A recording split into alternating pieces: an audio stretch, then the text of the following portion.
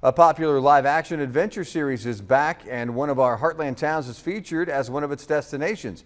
Brianna Harris is live in the studio with more on that.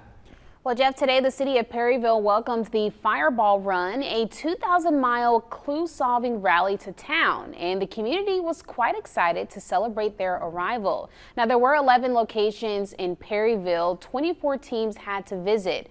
Those teams included astronauts, Hollywood actors, professional athletes, and more.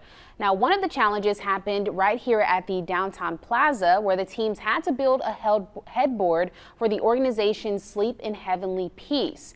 Now, I caught up with first-time participant WWE legend Thaddeus Bullard, also known as Titus O'Neil, who shares what the experience has been like for him. This is my first time ever doing the Fireball Run, and a lot more than what I expected. I thought we'd actually just get a lot easier clues, but these clues have been really, really hard. But having the opportunity, obviously, to learn some really cool history that all resides throughout the state of Missouri, it's been really, really awesome to see children. The show also helps locate missing children, and every team member is assigned a missing child from their hometown and is given posters to distribute along the route.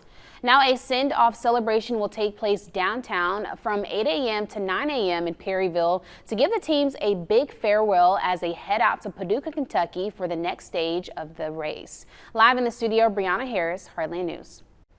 Brianna, thank you.